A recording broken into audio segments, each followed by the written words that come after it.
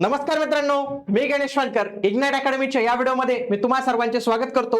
नगर परिषदेची गट क आणि गट ड भरती संदर्भात पुन्हा एकदा नवीन अपडेट जी आहे तर ते आलेले. तर ती अपडेट नुकतीच म्हणजे 23 फेब्रुवारी 2026 ची अपडेट जी आहे तर ती इथं आपल्याला पाहायला मिळते. याच्यामध्ये त्यांचं नवीन परिपत्रक जे आहे तर ते आलेले. या परिपत्रकामध्ये त्यांनी कोणती माहिती दिलेली, कोणत्या पदासाठी काय पात्रता असणारे, परीक्षा पॅटर्न, या सगळ्या काही गोष्टी आपण आजच्या या व्हिडिओमध्ये पाहणार आहोत. म्हणून तुम्ही हा व्हिडिओ शेवटपर्यंत पूर्ण बघायचा आहे. मित्रांनो, या आधी देखील नुकतंच आपण काही दिवसांपूर्वी बघा 9 जानेवारी 2026 ला पण अशाच पद्धतीने एक नवीन जी जो आहे तर तो आलेला होता. त्याच्यामध्ये त्यांनी ऑनलाईन मीटिंग संदर्भात जे आहे तर त्यांची मीटिंग ठेवलेली होती. आता या नगर परिषदेसाठी तुम्हाला वाटतं की मला पूर्ण तयारी करायची आहे, तर त्याच्यासाठी आपली सरळ सेवा सर्वसमावेशक भरती बॅच आहे. लक्षात घ्या, जी गट क आणि गट ड भरती आहे तर ती टीसीएस आणि आयबीपीएस यांच्याकडेच जाणार आहे, कारण की ही ऑलरेडी थोडी जिल्हानिहाय होती. म्हणून हे एमपीएससी कडे त्यांनी पाठवलेली नाही. एमपीएससी कडे नगर परिषदेने त्यांची गट अ आणि ब हीच पदं जी आहेत तर ती पाठवण्याचा प्रस्ताव त्यांनी पाठवलेला आहे. पण ही गट ड आणि ही संपूर्णतः टीसीएस आयबीपीएस पॅटर्न नुसारच जे आहे तर ते होणार आहे. त्याच्यासाठीच ही बॅच उपयुक्त ठरणार आहे. तुम्हाला मराठी, इंग्लिश, गणित, बुद्धिमत्ता, सामान्य ज्ञान हे सर्व काही विषय पाहायला मिळतील. इग्नाइट अकॅडमीचं ऍप्लिकेशन डाउनलोड करून तुम्ही या बॅचला जे आहे तर ते नक्की एनरोल करू शकता. आपण हे जे परिपत्रक आले ते नेमकं पाहूया. बघा, राज्यातील नगर परिषद आस्थापनेवरील गट क आणि गट ड रिक्त पद भरती प्रक्रियेबाबत संदर्भ काय, सर्व जिल्हा आयुक्त कार्यालयांकडून दूरध्वनीद्वारे आणि सेवा प्रवेश आदेश 2024 20/3/2025. तर हे दोन पाहायला मिळतात. बघा, उपरोक्त विषयाच्या अनुषंगाने नगर परिषदा नगर पंचायतीमधील गट क आणि गट ड च्या स्थायी रिक्त पदांची सरळ सेवा भरती प्रक्रिया राबवण्याबाबत कळवण्यात आले आहे. संदर्भ 2 बाबत काही जिल्हाधिकारी कार्यालयांकडून शैक्षणिक अर्हतेमधील बदलाबाबत विचारणा करण्यात येत आहे.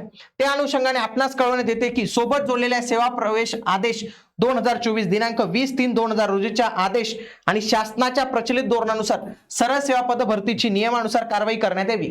म्हणजे त्याच्यामध्ये काही ठिकाणी पात्रते संदर्भात थोडा गोंधळ होता, तर तो त्यांनी तो गोंधळ जो आहे तर तो इथं दूर केलेला आहे. बघा, इथं ही प्रत सर्व विभागीय आयुक्त यांना पाठवण्यात आली. मुख्याधिकारी नगर परिषद नगर पंचायत सर्वांना ही प्रत जी आहे तर ती पाठवण्यात आली. बघा, कोणता तो आदेश आहे, हा आदेश आहे. नगर परिषद नगर पंचायत सेवा व सेवा प्रवेश सेवांचे वर्गीकरण शर्ती आदेश 2024 हा 20 मार्च 2025 चा आपल्याला हे यांचं परिपत्रक जे आहे तर ते इथं पाहायला मिळतं. याच्यामध्ये त्यांनी ज्या काही गोष्टी सांगितलेल्या आहेत बघा.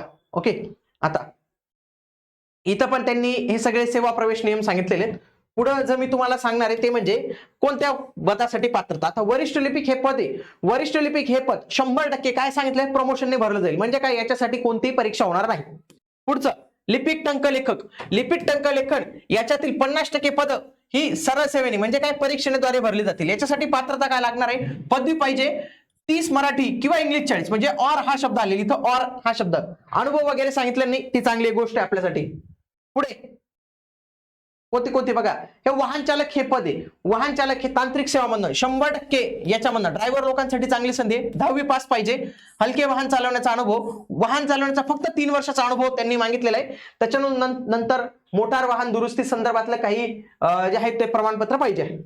पुढे कृषीवाल्यांसाठी एक चांगली संधी बघा, उद्यान पर्यवेक्षक गट क सरळ सेवेद्वारे भरलं जाईल. बीएससी हॉर्टिकल्चर ऍग्रिकल्चर सोबत 3 वर्ष कामाचा अनुभव पाहिजे आहे. लक्षात घ्या. ग्रंथपाल 3 वर्षाचा अनुभव पाहिजे आणि तुमची ग्रंथालय शास्त्राची डिग्री. सहाय्यक ग्रंथपाल ग्रंथालयाची डिग्री तुमच्या जवळ जी आहे तर ती पाहिजे आहे. पुढे आता ही तांत्रिक सेवेमधील पद आहे. गाळणी चालक प्रयोगशाळा सहाय्यक हे तांत्रिक सेवेमधील 100% सरळ सेवा. म्हणजे काय, याच्यासाठी 100% परीक्षा होईल. तुमचं बीएससी केमिस्ट्री पाहिजे. काय पाहिजे, बीएससी केमिस्ट्री हे पाहिजे. त्याच्यानंतर डीएमएलटी पाहिजे आहे तुमचं. डीएमएलटी ते पण सांगितलेले. प्रयोगशाळा या सहाय्यक पदासाठी, ज्यांना प्रयोगशाळा सहाय्यक या पदासाठी करायचं असेल त्यांना डीएमएलटी पण लागणार आहे. पण ज्यांना फक्त गाळणी चालक पाहिजे असेल तर त्यांना विज्ञान शाखेचं पाहिजे. जोडारी 20 तंत्री, आता हा थोडा याचा डिपार्टमेंट आहे, तर हा इथं आयटीआय लागेल. तुम्हाला टेक्निकल आहे ना, आयटीआय लागेल. सोबत तुम्हाला 3 वर्षाचा अनुभव जो आहे तर तो पण लागणार आहे. पंप ऑपरेटर, पंप ऑपरेटर साठी एसएससी 10वी पास पाहिजे आणि पंप ऑपरेटरचा आयटीआय पाहिजे. अनुभव मागितलेला नाही. वायरमन साठी वायरमनचा आयटीआय आणि 10वी. पुढे अनुरेखक 12वी आणि अनुरेखकचा तुमचा आयटीआय. आरेखक 12वी आणि ऑटोकॅडचा तुमचा कोर्स कंप्लीट पाहिजे. रोखपाल हे चांगली गोष्ट ठेवली, रोखपालला सगळे एलिजिबल केले 100%.